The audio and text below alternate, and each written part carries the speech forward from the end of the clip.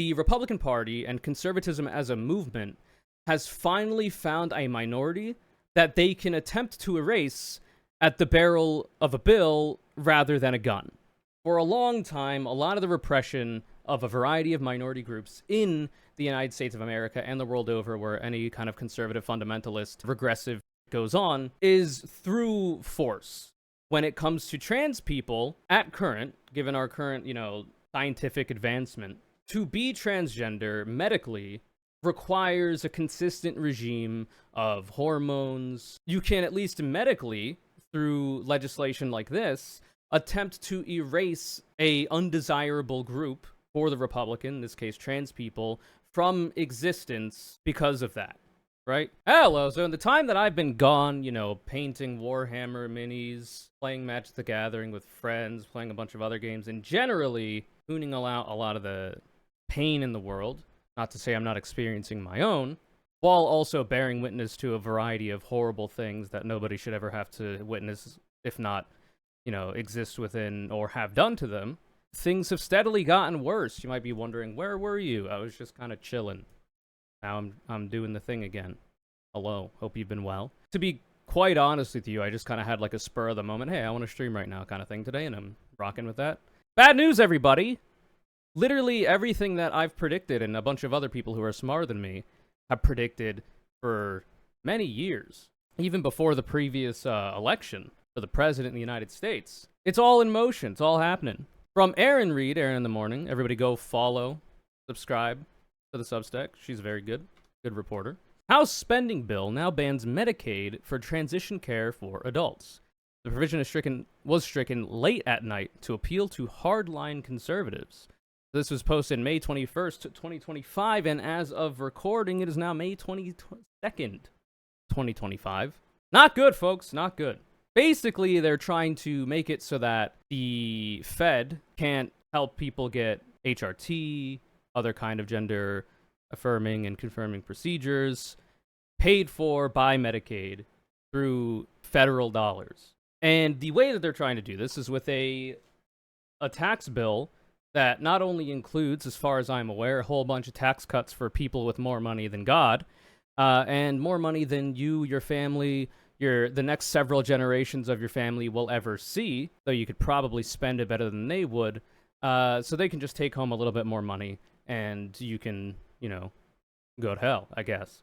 She writes, late Wednesday night, as the House debated Trump's sweeping tax and spending bill, which will shape the federal government's priorities for the coming year, Republican leaders made a last-minute concession to the party's hard right flank, expanding a provision banning Medicaid funds for transgender youth to now include all transgender people, regardless of age. So I've said this for a long time, so have many other people. They started with the bathroom bill ages ago. That kind of fell flat for them a little bit. They went back to, finding other minorities to scapegoat and try to scare people to attain power and whatnot. Then it became about sports, and that was actually a good inroads for them, because sports are apparently supposed to be meritocratic, and evidently, a lot of people in the United States of America kind of like the idea of a meritocracy, even though they've never lived in one. I don't know how you could like something if you've never experienced it, but whatever. Sports are supposed to actually be pretty meritocratic, but there's always been people with unfair advantages, like Michael Phelps being a merman, stuff like that. Just biological advantages that the average person may not have, have had happen because of their genetics or whatever. But it was a good entry point for them to get their foot in the door and try to make being transgender something people, didn't want to be, and something people found scary and didn't want their friends, family, and even just random strangers to be. Reason being, it makes right-wingers uncomfortable, it upsets the hierarchical ideas of the patriarchy, all this kind of thing. The idea of gender not being this immutable characteristic of the human species, and rather a concept created to explain a variety of things that has a more amorphous, nebulous definition than, say, biological sex would, and even that one's a bimodal distribution, not a hard black and white binary option. I digress. It generally just makes them feel bad, disgusted, often afraid, ashamed because they might actually find a trans woman or trans man attractive and they don't like that idea because they're weird. Either way, it's been a very useful political tool for the right wing conservatives, the Republican Party, for a long time. Before the most recent election, it really kicked off. They trial ran it in some places, it didn't do too well, but now it's just the main party plank. And with Joe Brandon absolutely ruining the Democrats' chances of winning in 2024, and then Kamala Harris just not being a very particularly inspiring candidate, with less time to try to, get the ball moving, and being absolutely dreadful on the Israel's G word, because we're on YouTube, of Palestine. It was not impossible that Trump would win, and then he did. And now we're all suffering the consequences, and a lot of those Democrats are kind of chilling. Doesn't really matter too much to them because they got a lot of money and a lot of connections. So now we're here. It moved on to, well, what about the kids? Even though all the fear-mongering that they have about kids getting surgeries and whatnot just does not happen, and the amount of, youth that does get access to puberty blockers or whatever, studies have shown that they have no long-term negative health detriments or side effects, and they're completely reversible. The administration and prescription of such is done through a long and lengthy process of talking to the medical doctor, mental health physicians and whatnot, and the youth and their parents and all this kind of thing.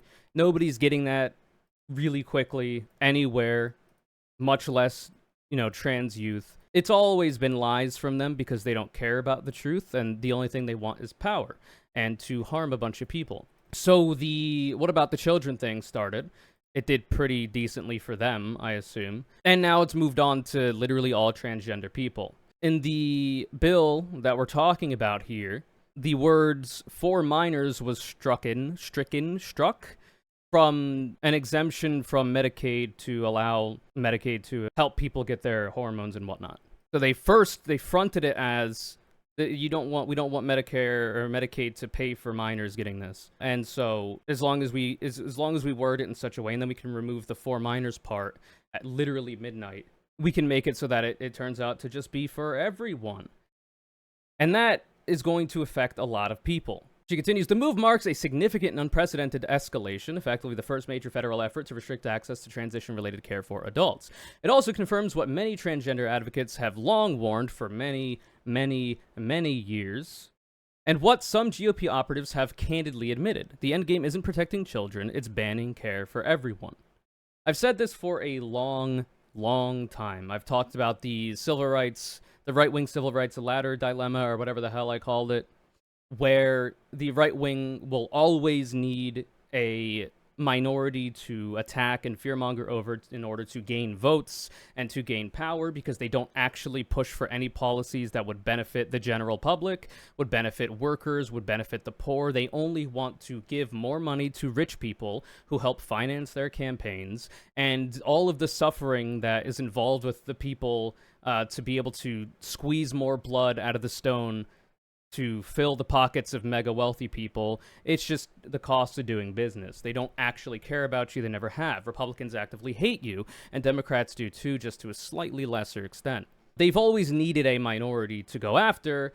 A long time ago, one of the earliest, forms of this is obviously misogyny, going after women. They've always needed somebody to go after, and through civil rights progress and cultural changes and education and the general public becoming more okay with gay people existing, gay marriage getting legalized from the Supreme Court and Obama, it's become harder to openly attack a variety of minority groups that it used to be very easy to, and if not beneficial to, attack. And the work to keep that forward progress of making it harder and harder for them to attack minorities is still being done and needs to continue, obviously, because eventually, if we can cut off every single possible minority group for them to attack, all they're really left with is a class war between the poor and the rich. And there's a lot more poor people than there are rich people. And it'll also make it a lot harder for them to, cause infighting between the poor and working classes, which is what a lot of racism aims to do. Trans people are just the easiest minority to attack at this current moment. Also, sorry if I'm rambling. Haven't done this in a minute. Getting my, my sea legs back. Trans people are just the easiest people to attack at the moment and have been for a while. You can actively, pontificate on the, if these kinds of people, trans people, should be allowed to exist at all. In public or at all. You're allowed to do that in mainstream media. You can even write, op-eds in the New York Times asking that question, the trans question, if you will. And you don't really face that much pushback for it. There's a lot of people that fight on behalf of trans people and trans rights, but in the media, there aren't enough, and a lot of those that do so begrudgingly. They do so without as much education as they could, without good messaging as well. And it's generally not that easy to fight back against. A lot of the right wing's lies and smear tactics against the trans population of the country and the world are pretty difficult to fight back against if you live in a world that doesn't care about the truth, that doesn't care about actual reality that you can see and hear with your eyes and ears. They've crafted a world where they can force their delusional reality that they want to see become the real one onto you and hopefully mold that into the actual reality we live in because they're too uncomfortable with what, where we're actually at. That trans people exist. Nobody should really give a fuck. It's not really bothering anybody. You're not, working multiple jobs just to make ends meet.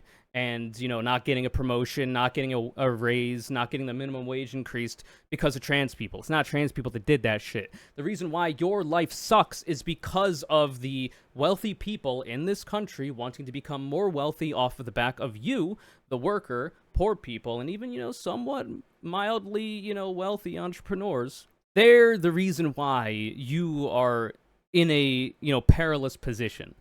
It's not trans people. It's never been any minority group. And, it's not good. It's not great. This is going to affect a lot of people.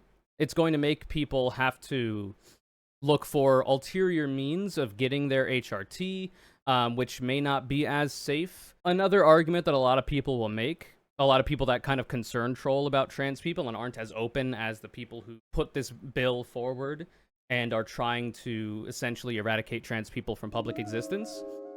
A lot of those people, the concerned trolls, will talk about, oh, well, we just want it to be as safe as possible, and we want to know more about, how the hormones are affecting people and how the surgeries are working. The only way that, you make sure that everybody who's on HRT or getting these procedures do it in the safest way possible is by expanding access to care, is by expanding research into that care. It's by expanding the actual, breadth of doctors that are educated on HRT and trans healthcare, not cut it back.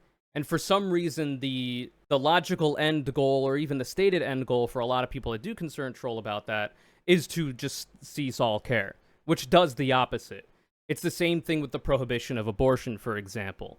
It won't stop abortions from happening. It'll just stop safe abortions from happening. You know that talking point that everybody mentions? It's the same thing for trans care, though luckily, a lot of trans healthcare, HRT and whatnot, isn't as severe as, say, an abortion, so going through it through third-party channels is not as much of a safety concern, but in my ideal world, you just get it paid for by the state, just like any other medication, like your insulin, or your psychiatric meds, or whatever, because you want a population to be as healthy, happy, and vibrant as possible, because that tends to help your country broadly in a variety of other sectors that a country would care about, like workers being efficient and the GDP growing and yada, yada, yada. All this stuff that allows the country itself to get stronger on the geopolitical chessboard that is the Earth, and reap a variety of benefits that stem from that. Because, people living happily and healthily isn't enough. You need additional stuff like number going up and whatnot. Aaron Reed continues, the manager's amendment came late Wednesday night and changed a previous ban on, quote, gender transition procedures for minors. Notably, gender transition procedures is defined to include hormone therapy, because that is like if you were to go on that alone, HRT is not necessarily a procedure. It's a regime of medication, but it's including hormone therapy. The manager's amendment, reportedly introduced to win back support from hardline conservatives after concessions were made to the party's more moderate wing. Shocking that there's even a facsimile of a moderate wing. When it comes to like right wing and far right, the difference between the two is like incredibly small. Dramatically expands the scope of the Medicaid ban on transgender care. What was initially a restriction targeting gender-affirming care for minors now extends to transgender people of all ages. See the amendment language here. Page 333, line 3, strike for minors. And then that is just, it just restricts Medicaid being able to pay for HRT for anybody, and other policies or procedures as well. The policy change could have devastating consequences for transgender people across the United States and is likely to clash with state laws that mandate insurance coverage for gender-affirming care. According to the UCLA Williams Institute, more than 152,000 transgender Americans currently rely on Medicaid for their care. Stripping that coverage would make surgeries cost-prohibitive for many, with procedures often running into the tens of thousands of dollars. Even routine hormone therapy and necessary blood work could become financially out of reach. Now, you can get hormone therapy outside of a prescription. Like estrogen particularly is not a controlled substance, and you can often just buy it online, often referred to as DIY HRT. The DIY part of that is kind of misleading in my opinion in terms of that kind of like nomenclature. The DIY part of that is DIYing the purchase and then regime of hormones that you are taking. The amount of the hormone, whatever hormone blockers you might take to block the hormone that your body is producing at current, and so on and so forth. That's the DIY part of it, and often that is going to include purchasing from regulated sources your hormones. It does not mean that people are, in a cauldron cooking up their own estrogen in a bathtub somewhere. For the overwhelming majority of people that are in an unfortunate position as to have to get their hormones outside of a prescription, it's just buying them from regulated sources and then DIYing the amount of it that you're taking and the frequency and yada yada yada. And that'll usually follow the agreed upon standards of care from a variety of medical associations that study the shit. It'll just be like they were prescribed it, but they have to do it all on their own because the state is once again failing them. For countless trans adults, this would mean either turning to unsafe alternative care or being forcibly taken off treatment, a process known as medical detransition. The effects can be severe, particularly for those who've already undergone surgery and require ongoing hormone supplementation, putting both mental and physical health at serious risk. Now, that does sound bad. People are going to suffer as a result of this. But that's what the Republicans want. That's what conservatives want. They hate you and want you to suffer. I've said this for a long time. They're not a big fan of freedom. They never have been. They want you to conform to what they think you should be, and if you don't do that, then they're going to try to force you, and if they can't do that, then they're going to get rid of you. We're currently in the trying to force you part of the equation, where they're just trying to make it so that Medicaid can't help you get your HRT, which will make it a little bit more difficult for you to attain otherwise. As far as I'm aware, like private health insurance, depending on your plan, you might still be able to get it. Depending on the state you live in, you might still be able to get it through their state healthcare. It all really depends. The broader conversation to be had here, once you get past all the policy and all the other nonsense, is essentially that, like I've said before, the Republican Party and conservatism as a movement has finally found a minority that they can attempt to erase at the barrel of a bill rather than a gun. For a long time, a lot of the repression of a variety of minority groups in the United States of America and the world over, where any kind of conservative fundamentalist, regressive shit goes on, is through force. You had it when it came to slavery and then Jim Crow, which was a more legalese kind of way of trying to make it happen rather than the straight up brutality of slavery. The segregation involved and whatnot, trying to legally make it so that the undesirables to the Republican, to the conservative, are essentially out of sight, out of mind from the white people that run the party and vote for it, that find black and brown people scary or whatever, worry that they're gonna take their wives or something like that. I don't know. You can't really, through legislation, stop black people, brown people, religious minorities from existing. You can certainly try when it comes to religious minorities for trying to like assimilate people. When it came to the G word of the Native Americans, people that were indigenous to North America before it was colonized by the British and eventually by the US after the Revolutionary War, attempts have certainly been made through eugenics and other such things to assimilate and essentially get rid of a minority group that the conservative and regressive movement of the time didn't like. But in the modern day, it is much harder to do that when it comes to black and brown people on the basis of their race. When it comes to trans people, at current, given our current, scientific advancement, to be transgender medically requires a consistent regime of hormones, potentially hormone blockers, a variety of other procedures potentially, though those aren't like constant, but like you'd get them done and then you would require the hormones. You can at least medically, through legislation like this, attempt to erase a undesirable group for the Republican, in this case trans people, from existence because of that, right? Like there's no way through legislation that isn't super loud and obviously evil to the general public to do this when it comes to a variety of other minorities, because they don't require medical intervention to be able to continue to exist in their most comfortable and actualized state. Not to say other, groups have it better or whatever. Other minority groups have it better. It's not an oppression Olympics. And the reason why that should be very obvious to anyone is that anybody can be trans. Maybe even you. It is not exclusive to any racial group. It's not exclusive to any religious group. It's not exclusive to anybody. And it's not even exclusive to the human race, frankly. There are trans or transsexual non-human animals out there.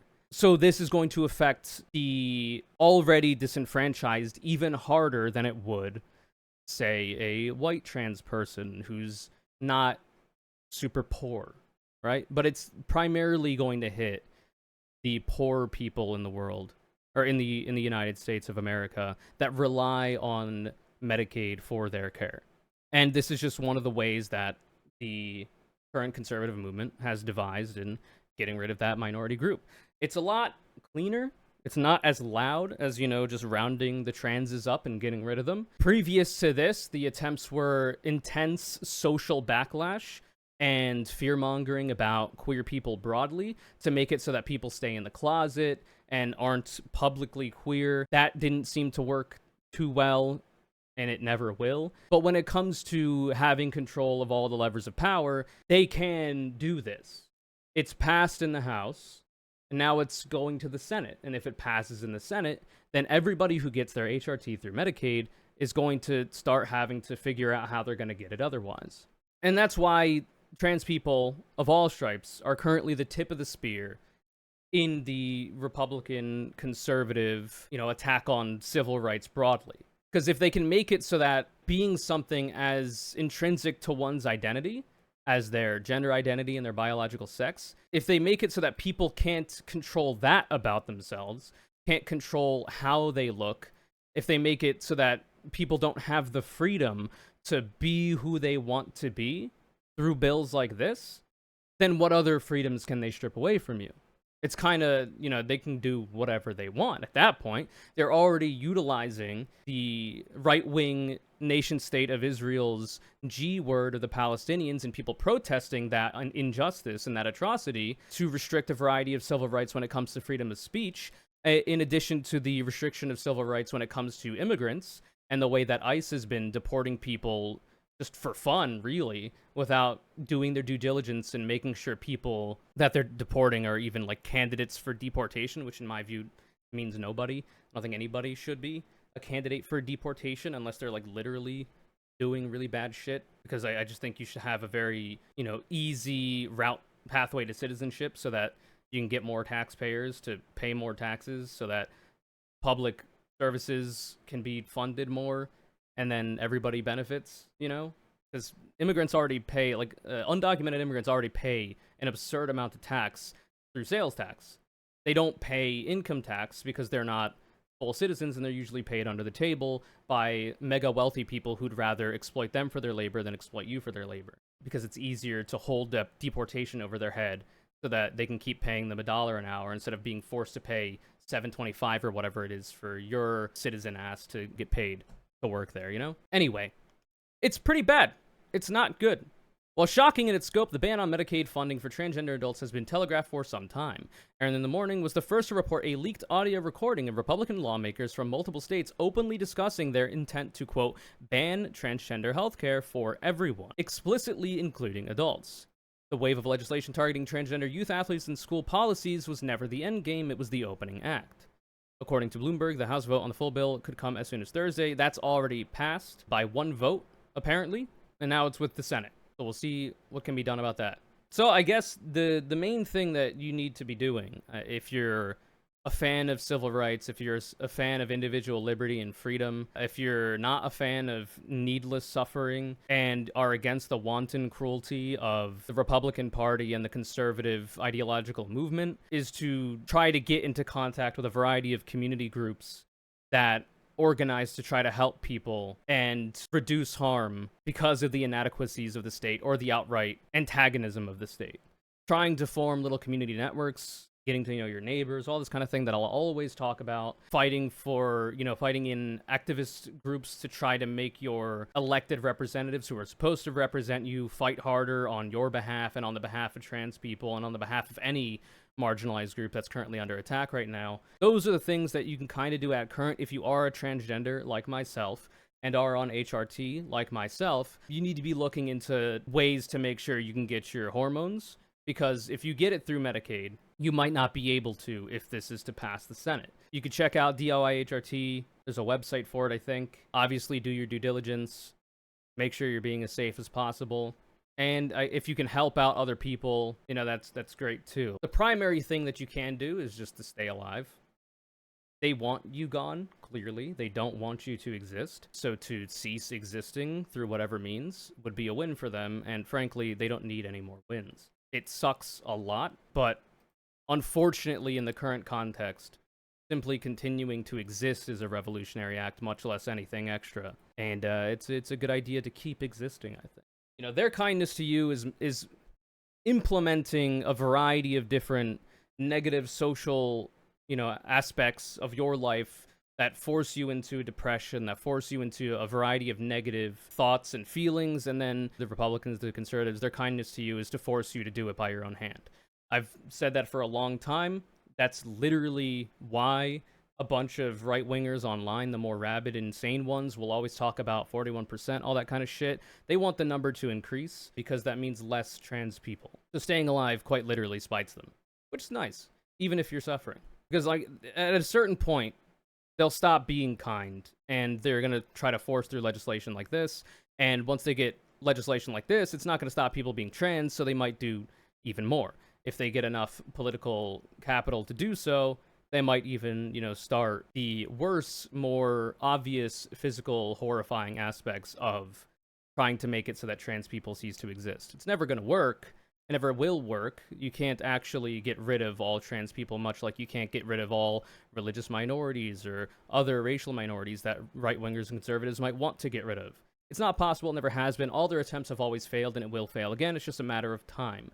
And a lot of, you know, people getting caught along the way. So yeah, best of luck, everybody. Take the time you need to figure your shit out. Avoid being on social media, much like I have been, to not have to bear witness to these atrocities, though be mindful of them, obviously. And yeah, you know, take care.